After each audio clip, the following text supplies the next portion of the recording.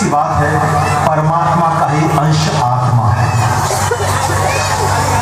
और आत्मा का आत्मदर्शन में जाना, मुझे लगता है हम भागवत में जितनी चिंतन कर रहे हैं आत्मा का ही विश्लेषण कर रहे हैं। आत्मा के संदर्भ में जितना भी कहा जाए, इतने ऋषि उन्होंने, इतने दर्शन हो गए, इतने पुराण, इतने ग्रंथ, आत्मा का कोई अंत नहीं है। आत्मा बस वही है, अगर मैं सर्व सामान्य के लिए एक बात कहूं कि जिसकी आवाज सुनाई पड़ जाए अंदर से, वही आत्मा है।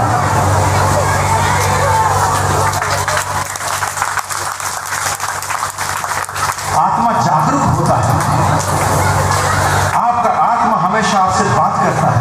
आप कोई भी गलत काम कर दें, क्रोध में आकर के कर देते हैं, मगर बाद में प्रायश्चित होता है। अरे वो प्रायश्चित क्यों हो रहा है? वो प्रायश्चित कौन करता है? किसने किया? मस्तिष्क ने। मस्तिष्क ने तो कहा कि गलत काम करो, फिर प्रायश्चित क्यों?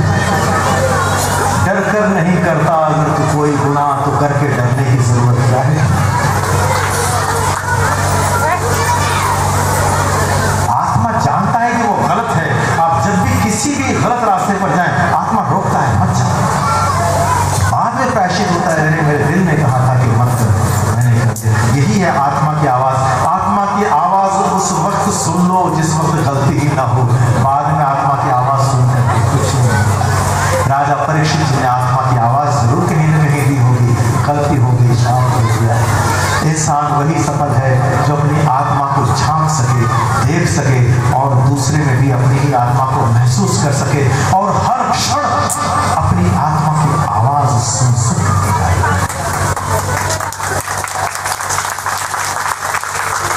स्वर्ग नर्क क्या है? स्वर्ग जाने का साधन क्या है?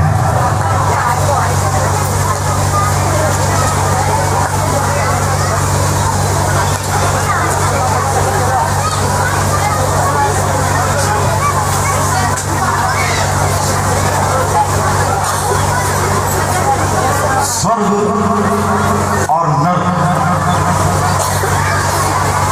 14 भुवन की बात आई है हमारे ग्रंथ में। 14 भुवन की बात आई है, 14 लोक की बात आई है। स्वर्ग सुख का लोक है, परंतु स्वर्ग लोक भी अंतिम लक्ष्य नहीं है। हम स्वर्ग जाना चाहते हैं, स्वर्ग जाने के लिए बहुत सारा पुण्य करते हैं और ये आशा होती है कि हम स्वर्ग जाएं। जैसे एक कमरा है, उसमें रोशनी नहीं है, सुविधाएं नहीं है, दूसरा कमरा है उसमें एसी लगा हुआ है, तीसरा कमरा सोने का बना हुआ है। इस स्वर्ग और नर्क भी ऐसा ही है।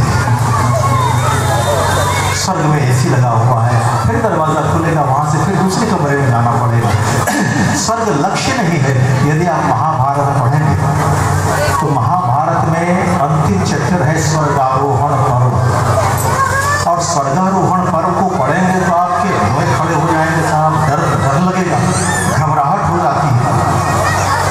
युद्ध के बाद जब सभी पांडव एक एक करके गिरते जाते हैं और स्वर्ग जाते हैं, सशरीर युधिष्ठिर स्वर्ग में देखते हैं कि दुर्योधन स्वर्ग में आनंद भोग कर रहा है।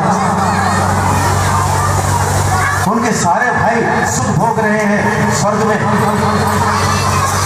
और उनको नर्क का रास्ता दिखाया जाता है। पूछते हैं हमारे भाई कहाँ हैं? तो आपके भाई नर्क में हैं। जिनके साथ भगवान है, जिनके साथ धर्म युद्ध किया, जिन्होंने धर्म की सेवा की, वो नर्क जाते हैं और दुर्योधन स्वर्ग जाता है। महाभारत पढ़ते तो क्या स्वर्ग क्या नर्क? ये क्षणिक है, जैसे जीवन क्षणिक है। युधिष्ठिर ने कहा धर्म के अंश से आए हैं, उन्हें नर्क? हाँ, क्यों? क्योंकि एक झूठ बोला था, अश्वत्थामा हतो नरो वा कुंजरो। आधा झूठ, एक झूठ भी नहीं, आधा झूठ, और वो भी भगवान के कहने से केवल आधा झूठ बोला था। नर्क देखना पड़ा था। हम सुबह से शाम कितना अंदाज बता दीजिए। जब युधिष्ठिर की वो हालत हो सकती तो हम कहाँ जाएंगे? जैसे कहते हैं ना कि फैशन के इस युग में गारंटी की इच्छा मत कीजिए। वैसे ही हम कहते हैं कि इस कलयुग में स्वर्ग की कामना शीघ्र मत कीजिए। केवल भगवान को पकड़िए और भगवान को कहिए, प्रभु न स्वर्ग चाहिए न नरक चाहिए, बस आप अपने चरणों में रखना। वहां से स्वर्ग और नरक मन में भी है, जीवन में भी है। जिस घर में रोज कलह हो, पिता पुत्र का सम्मान न करे, घर में सब ऊंची आवाज में बात करें, वो कितनी भी बड़ी अट्टालिका हो, वो नरक ही है। और जो झोपड़ी है वहां भी पुत्र माता पिता की सेवा करते हो, बहू सास की सेवा करती हो, स्वर्ग है। जहां अहम भाव नहीं हो वहां स्वर्ग है। सास और बहू में झगड़ा हो जाए, बहुत जल्दी कौन सा सास और बहू में झगड़ा हो जाए तो जितने भी पुरुष हैं कान बंद करके सुनना मेरी बात और हृदय पर रख करके बोलना। सास और बहू में झगड़ा हो जाए, माता में और पत्नी दोनों में ठन जाए, तो आप किसकी पक्षपात करो? माँ की तरफ बोलो या पत्नी की तरफ बोलो? मैं चैलेंज से भी कहता हूँ, फिर पत्नी की तरफ बोलो। मगर पत्नी को इसलिए डांटते हैं कि माँ को कुछ कह नहीं सकती, इसलिए सबसे अच्छा है कि मौन हो। क्योंकि सास वो अभी 2 मिनट में लड़ेगी, 2 मिनट के बाद फिर एक साथ मिल करके सब दोस्ती हो जाएगी और फिर आप साइड हो जाओगे, अरे ये क्या हो गया। कभी सास बहू में झगड़ा हो जाए और बहू ने खाना न खाया और सो गई और दिन में कमरे में न हो जाए, अब देखिए क्या होता है। सास बहू को देखने के लिए नहीं जाती कमरे में कि कैसे, वो बार बार किचन जाती है, कठोर उठाती है, कैठो रोटी चले 10 पे चले खानों के लगे तो हम नहीं खेल खानों के लिए 1 घंटा के बाद छप्पर के लिए खानों वाले बताओ कि नहीं देते देखे वहां जाके देखते खानों गिनते हम लोग सेठ नहीं खेलते। खानों 2 घंटा के बाद देते खानों देखते अब जैसे 500 मिलते खेला होते हैं हम जाने से हमारे बताओ जैसे एक्टिंग करी नहीं से खानों जाके देखते अरे बाप रे 10 छे है मोल तो बहुत खराब हो इसको डॉक्टर के पैसा देने नहीं से मैं और सांस उठ जाए तो बहू भी वही करेगी, सास के पास नहीं जाएगी कि नहीं 8 को चले 8 को चले। अरे माँ 1 घंटे की है बूढ़ी की बच्ची तबीयत खराब हो तो होगी हमारा कितना हो गया सुनो 8 क्यों बोले। आप ध्यान से देखिए, ये घृणा है, ये प्यार है, ये 100% प्यार है बहू का सास के लिए, सास का बहू के लिए। प्यार नहीं तो और क्या है, तरीका है। और जिस घर में सास का हाथ हो और बहू के हाथ में तुलसी दल हो, बहू पानी भर के लाए और सास भगवान का स्नान कराए, बहू आसन बिछाए और सास बैठ कर स्तोत्र पाठ करे, उस घर में सदा सतयुग है, सदैव स्वर्ग है।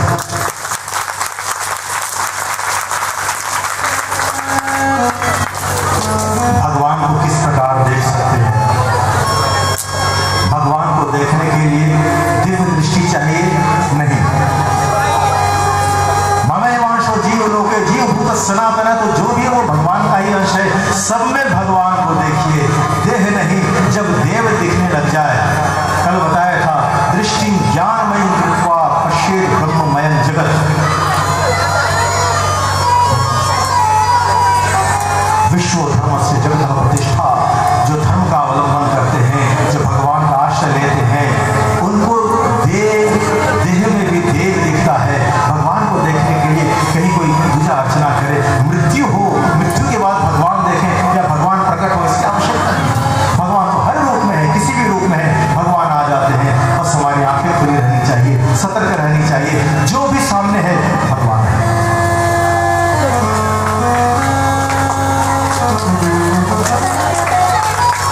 भगवत कृपा का स्वरूप कभी कभी कठोर होता है। मोक्ष प्रदान करते हैं, हिरण्यकश्यप को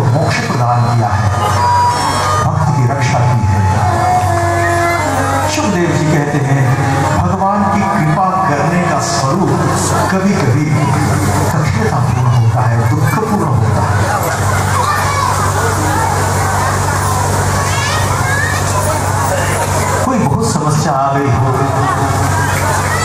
बहुत दुखी हो, घर में पैसे का अभाव हो, गरीब हो, धन नहीं है, धन की चेष्टा करते हैं, जहाँ जाते हैं वहाँ असफलता मिलती है, भगवान के आगे बैठते हैं, रोते हैं, भगवान ये क्या कर रहे हो, कृपा क्यों नहीं करते? बहुत पुराना पैसा था, कहीं पर रखा हुआ है, बाकी है, फोन किया है, भाई आप कल शाम को आ जाओ, आपका 200 रुपया रखा है, आप यहाँ से आके ले जाओ। बड़ी प्रसन्नता होती है, भगवान ने कृपा कर दी। देखिए कृपा कैसी होती है। अब गरीब हैं, बड़ी मुश्किल से घर से निकलते हैं, साइकिल लेकर के निकले, रास्ते में साइकिल पंक्चर, ये कैसी कृपा? घर आए, साइकिल रखा, चप्पल पहन करके निकले, आधा रास्ता गया चप्पल के लिए, पैसा मिलना है और आज शाम तक वहां पहुंचना जरूरी है, नहीं जाएंगे तो प्रॉब्लम आएगी। भगवत कृपा हुई है, पैसा लेना है, जा नहीं पा रहे, चप्पल टूट गया, ऑटो किया, चक्का पंक्चर, रिक्शा किया, भीड़ इतनी अटक गई, पहुंचते पहुंचते बस तक पहुंचते देखा कि एक बस छूट गई, दूसरी बस पर बैठते हैं, बस नहीं जा रही, जिससे जाना था वो बस निकल गई। भगवान को याद करते, भगवान हमने कौन सा पाप किया था, कृपा क्यों नहीं करते? दुख मिल रहा है, जिस बस पर बैठना था वो बस छूट गया, जो दूसरा बस आया बहुत देर से आया, बैठे, रास्ते में जाते हैं, जाम लोग, एक तो 200 रुपया मिलना था, वो भी ऐसी भाग्य फूटा है, पहुंच नहीं पा रहे हैं, रास्ते में जाते हैं, कहते हैं अब ये बस जाएगी नहीं, मोड़ करके ले जाना पड़ेगा वापस। क्यों भैया? तो पहले की जो बस गई थी वो रास्ते में एक्सीडेंट कर गई, कोई नहीं बचा, नदी में डूब गया। अब बताओ भगवत कृपा थी कि नहीं थी? थी कि नहीं थी? ये भगवत कृपा का स्वरूप कभी कभी ऐसा भी होता है। तो भगवान जो देता है उसकी रजा में राजी होना सीखो, यही भक्ति। अपनी इच्छा की भक्त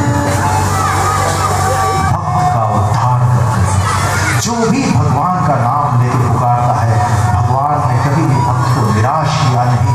गजेंद्र मोक्ष की कथा आती है, आसीत गिरिवरो राजन त्रिकूट एति विश्वतः।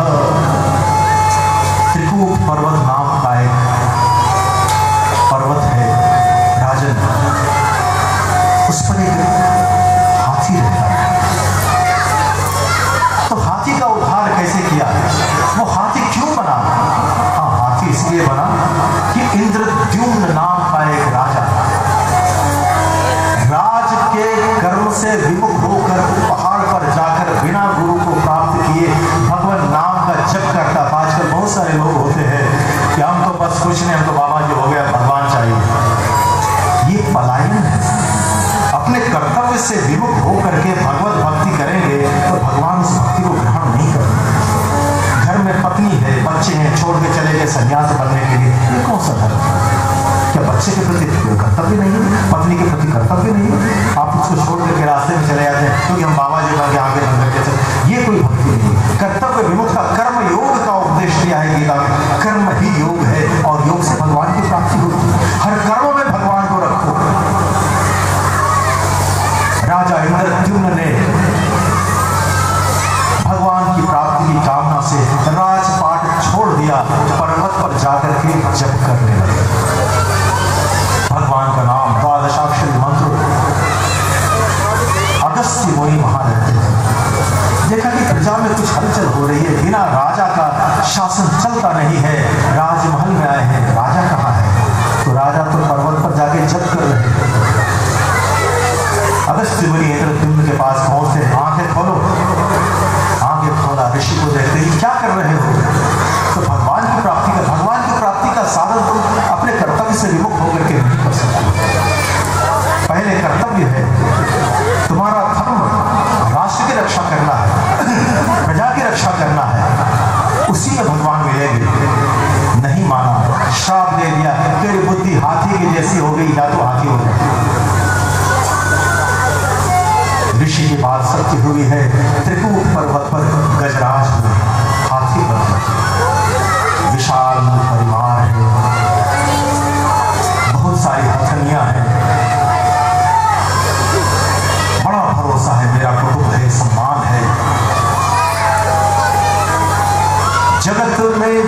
सबसे बड़ी भूल ये करता है कि वो जगत का भरोसा कर लेता है। जगत का जो भरोसा करता है, याद रखना, आशा, विश्वास और भरोसा, आशाएं टूटती हैं, भरोसा छूटती है, विश्वास ढह जाता है।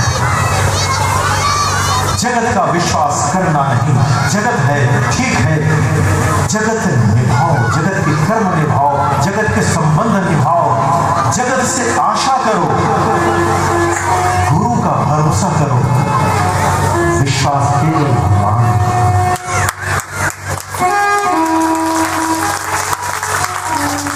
कहेंगे जगत में भरोसा नहीं करें तो फिर किसका भरोसा करें, मेरा कौन है, मेरा कौन हो सकता है। जगत का संबंध बहुत दूर तक नहीं मिल सकता है। जरा सी स्वार्थ में कमी आ गई तो सारे संबंध की डोरी झटके से टूट जाती है। तेरा कौन, तेरा भगवान है। तेरे साथ कौन जाएगा,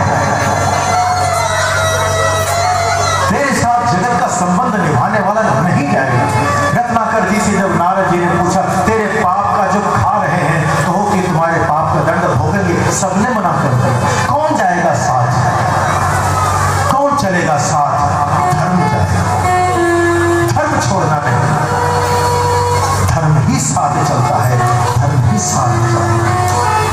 धर्म का सिक्का यहां भी चलता है, धर्म का सिक्का वहां भी चलता है। धर्म को छोड़ना नहीं। धर्म एक ऐसी हुंडी है जो मिलता नहीं है, मिले तो फिर भगवान भी उसको छोड़। जीव भगवान को पकड़ता नहीं है, पकड़ता है तो छोड़ देता है। मगर याद रखना, जब भगवान एक बार पकड़ता है फिर छोड़ता नहीं।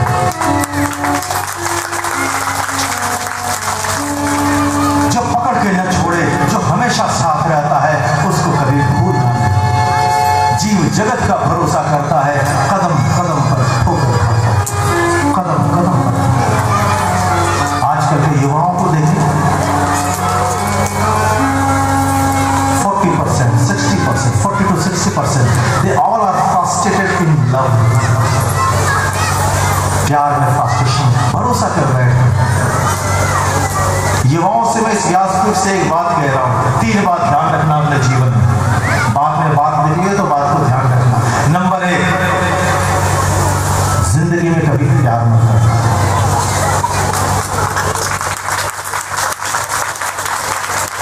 नंबर 2, अगर प्यार हो जाए तो कभी बेवफाई मत करना। नंबर 3, अगर तुम वफादार हो, अगला बेवफाई कर जाए, उस बेवफा के लिए अपनी जिंदगी कभी बर्बाद मत। और जब तीनों से गुजर जाओ तो शाश्वत प्रेम भगवान की ओर आना। याद रखना, भगवान सब देता है, दोनों हाथ से देता है, और जब वो सब देता है तो थोड़ा सा दर्द भी देता है। दिल है तो दर्द होगा ही। आंखों को ख्वाब देखने से रोक नहीं सकते हो, दिल को तड़पने से नहीं रोक सकते हो। तो जो तड़प, जो आंसू किसी जीव के लिए हो रहा है, उस तड़प को, उस आंसू को भगवान के लिए दिशा मोड़ो। अब दिल तड़पे तो भगवान के लिए तड़पे, आंसू बहे तो इनकी प्रेम। भगवान हाथ पकड़ेंगे, और जब भगवान हाथ पकड़ते हैं कभी छोड़ देंगे। शाश्वत प्रेम, सच्चा प्रेम, the true love, it is only divine love. This can only be spiritual love, and this love can be only with God, never with you.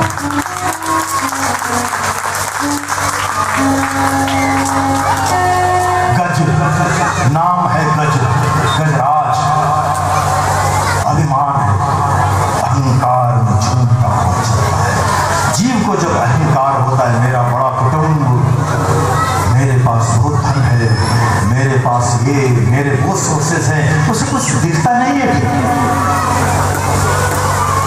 इंसान प्यार में अंधा होता है।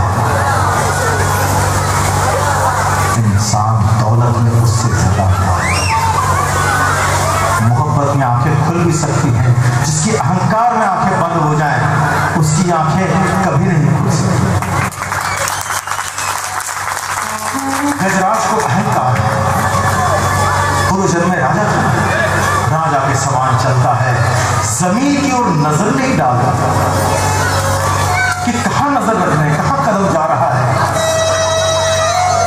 हाथी है, मगर मोक्ष की कामना हाथी में भी होती है, हाथी में भी होती है। आप हाथी को देखेंगे, आपने देखा होगा गांव में हाथी आता है, सब दौड़ते हैं, गणेश जी गणेश जी, 2 पैसा नहीं 10 पैसा नहीं, और हाथी सूर से लेता है, महावत को दे देता है। देखो हाथी कितना वफादार है। हाथी बुद्धि का प्रतीक है, गणेश जी का देह मस्तक हाथी का। साइंस कहता है हाथी की मेमोरी पावर इतनी ज्यादा है कि आप इमेज नहीं कर सकते। हाथी बुद्धि का प्रतीक है, इसलिए गणेश को बुद्धि का भगवान कहा गया है। मंगल करते हैं, हाथी को श्रृंगार करते हैं, नहलाते हैं, धुलाते हैं, गांव में आते हैं और टन टन टन टन जब हम लोग बचाते बड़ी छिड़ी हाथी देखते। और हाथी को देखा होगा, ध्यान देना, हाथी को श्रृंगार करता है। हाथी चलता है, रास्ते में धूल उठाता है, मस्तक पर डाल करता है, सूंड से धूल उठाया, मस्तक पर डाल दिया। रहीम जी ने कहा, रहीमन निज धूरी धरे, कह रहीम के ही काज, जे रज ऋषि पत्नी तरी वो ढूंढे गजराज। हाथी कहता है कैसा गड़ा है बुद्धू, अभी तेरे को नहलाया धुलाया साफ किया श्रृंगार किया रंग रोगन किया, नहीं बुद्धू है, वो धूल उठाया और मस्तक पर रख दिया। हाथी देखना जब धूल उठाता है ना तो ऐसे नहीं उठाता है, हाथी से बहुत शिक्षा लेने की चीज। हाथी धूल ऐसे नहीं उठाता है, पहले वो फूंकता है, ध्यान रखना, मैंने बार बार देखा, धूल को लेने से पहले फूंकता है, फिर उसे उठाता है, फिर मस्तक कहता है जी रज ऋषि पत्नी। मोक्ष की कामना हाथी में इतनी है कि शायद इस रास्ते से कोई संत चला होगा, उसके चरण का धूल उठा के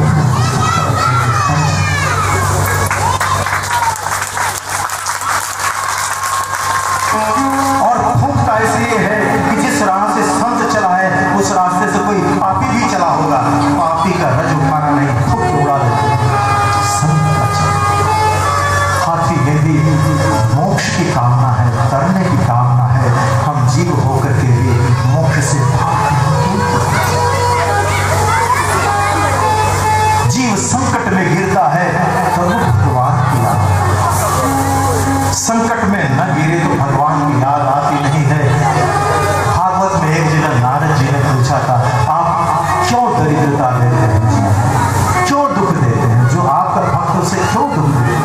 भगवान ने बड़ी अच्छी बात की कि संकट न हो तो जीव मुझे याद ही नहीं करता, और मैं जीव को इतना प्यार करता हूं कि मुझे छोड़ करके माया में गिरे ये मुझे पसंद नहीं है। माया का पर्दा हटा दुख देता हूं, फिर तो मुझे दुख भगवत कृपा है।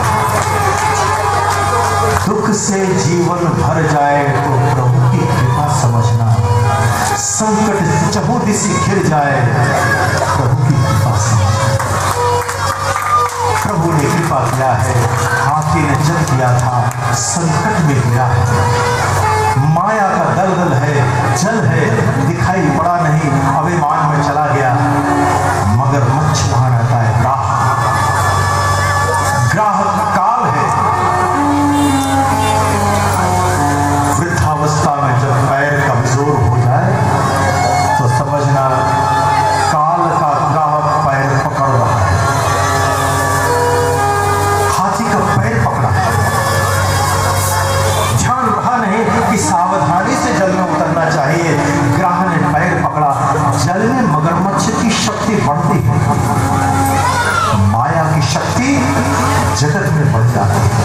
और जिसने गुरु की दीक्षा ली है, गुरु मंत्र का जप करते हैं, वहां माया की शक्ति क्षीण हो जाती है। जो जगत में मन लगाता है वहां माया की शक्ति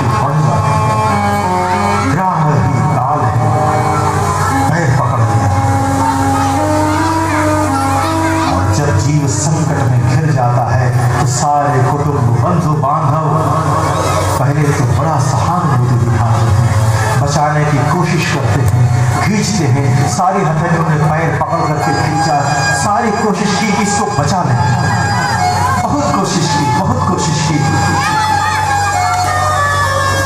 हाथी को मगरमच्छ खींचता ही जा रहा है, खींचता जा रहा है और विस्तार में लेता जा रहा है।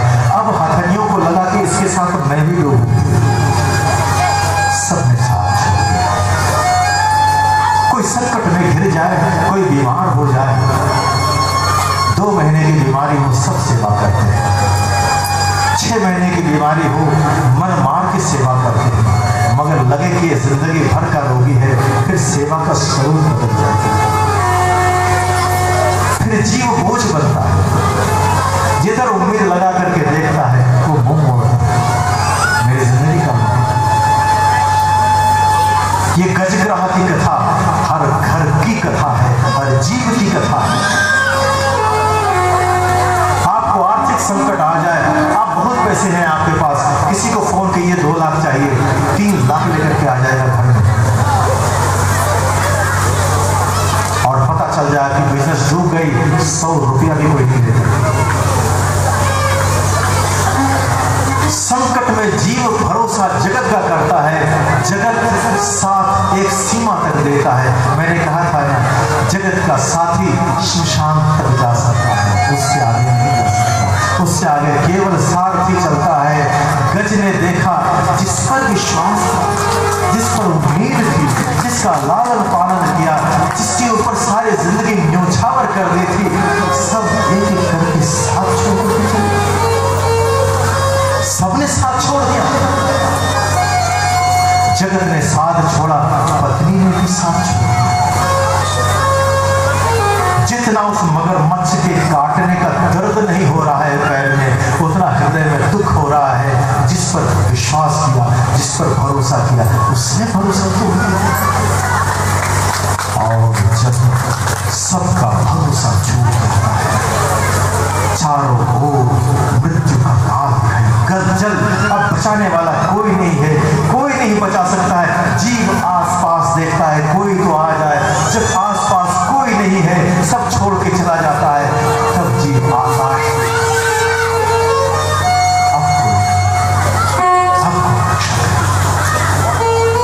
द्रौपदी महारानी जब चीर हरण हो रहा, एक हाथ से आंचल पकड़े हुई थी और एक हाथ से पुकार रहा था, भगवान कोई रक्षा करो, कोई रक्षा करो। दुशासन खींचता जा रहा है। द्रौपदी ने देखा कोई रक्षा करने वाला नहीं है, पति आंखें बंद करके बैठा है। विष्णु जी ने सर झुका लिया है, धृतराष्ट्र तो पहले से ही अंधे है, सब देख रहा है और फिर भी कोई नहीं देख रहा है, कोई बचाने वाला नहीं। एक हाथ जो आंचल पर था उसे भी उठा दिया, लो माधव अब तुम्हें बचा सकते। दोनों हाथ उठा और कृष्ण वस्त्र बन गया। जब तक एक हाथ यहाँ था भगवान, एक बार महालक्ष्मी जी नारायण को भोजन करा रही थी। आप तो कभी हमारे साथ बैठते ही नहीं है, हम तो अकेला ही भोजन करते हैं। भोजन करने के लिए बैठे, गौर उठाया ही था कि गरुड़ को कहा, गरुड़ चलना है। लक्ष्मी ने क्या हुआ? बोला मेरा एक भक्त संकट में पड़ गया, मुझे उसकी रक्षा करनी है, बाद में आऊंगा तो भगवान दौड़े गरुड़ पर बैठे, बैठ कर तोड़ने ही वाले थे, रुक जाओ, फिर आगे बैठे, बोला भोजन करो। बोले भगवान क्या बात है, अभी तो आपने कहा कि आपका भक्त संकट में है और आपको पुकार रहा है, फिर भी आप जाने के लिए तैयार हुआ, फिर लौट करके क्यों बैठ गए? कहा देवी मैं जब भोजन कर रहा था मुझे बड़ी आर्त स्वर में पुकार रहा था कि मेरी रक्षा करो। मैं जब बैठा तब तक उसने अपनी रक्षा के लिए हाथ में ईंटा उठा दिया था, मेरी जरूरत नहीं। आप एक हाथ से अपनी रक्षा करोगे तो किस चीज से करोगे?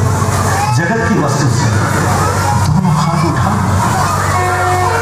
जिस वक्त आप दोनों हाथ उठा देंगे, जिस वक्त आप पूर्ण आत्मसमर्पण करेंगे, मेरा व्यास पीठ यहाँ से मुक्त कंठ से घोषणा करता है, भागवत भगवान को विवश होकर के आना ही होगा।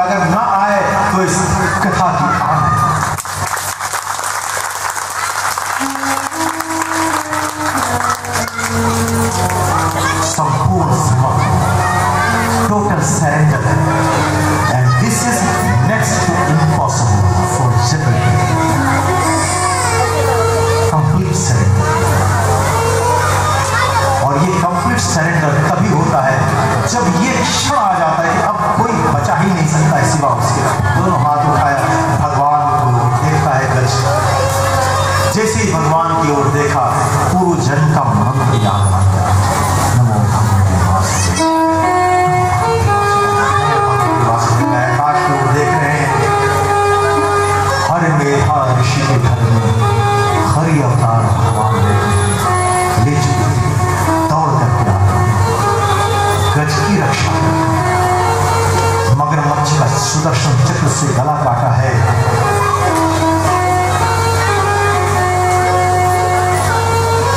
कमल पुष्प उठा करके हाथी भगवान को समर्पित, गज का कल्याण किया है। गजेंद्र मोक्ष की कथा कमल बनना सिखाता है, कमल भगवान के चरणों पर चढ़ाया। जगत में कितनी भी माया में घिरे, कितनी भी माया में पड़े, कमल की तरह रहें। कमल कभी भी पानी में भीगता नहीं है, इसीलिए भगवान कमल की माला पहनाते हैं। जो जीव, जो भक्त कमल के जैसा जीवन जीते हैं, उस जीव की भक्ति को भगवान माला पहना के सीने से लगाया। जिस जीव का जीवन कमल के समान होता है, उस जीव को भगवान कभी छोड़ते नहीं है। सुदर्शन चक्र को तो कभी कभी उंगली से छोड़ भी देते, मगर कमल को सदैव हाथ में, जीवन कमल के जैसा बना। हम संकट में घिरे हैं, हमें एहसास नहीं होता कि हम संकट में घिरे हैं। संकट में भी सुख मिलता है, दुख में सुख मिलता है। कड़वा मिर्ची खाते हैं लोग, मिर्ची खाते हैं, मिर्ची खाने से आंख से आंसू बहता है, उनको आंसू में भी मजा आता है।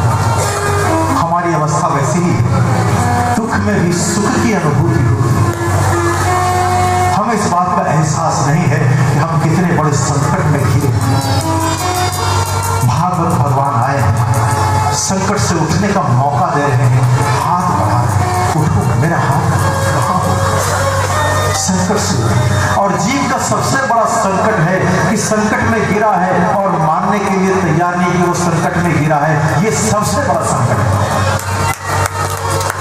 भगवान हाथ देता है, संकट से। जीव कहता है अभी क्या उठना, उठ जाएंगे, अभी तो डिस्को है, अभी तो बालरूम डांस है, अभी तो कुछ क्लब है, अभी तो क्लर्क से कमिश्नर बनना है, अभी तो एक मोटर कार खरीदनी है, अभी तो MBW लेना है। अभी रुक जाओ, उठेंगे। याद रखना, इंपोर्टेड कार दिल्ली से मुंबई पहुंचा सकती है, भागलपुर से पटना पहुंचा सकती है। ये कार, ये गाड़ियां बैकुंठ नहीं पहुंचा सकती। वहां जाने के लिए धर्म के रथ का आश्रय लेना ही होगा, सत्य के पथ को आश्रय लेना ही पड़ेगा और किसी को सारथी बनाना ही पड़ेगा। सारथी अभी से बनाइए, अभी से आत्मसमर्पण कीजिए। गजेंद्र बनने की आवश्यकता नहीं है, तालाब में डूबने की आवश्यकता नहीं है। हर क्षण कदम साफ हो, हृदय में, आंखों में सदैव भगवान का नाम हो और हृदय भगवान को समर्पित हो। गजेंद्र मोक्ष की कथा के साथ ही हम आज का सत्र समाप्त करते हैं। आज की कथा को यहीं पर विराम कर रहे हैं। अब आरती होगी,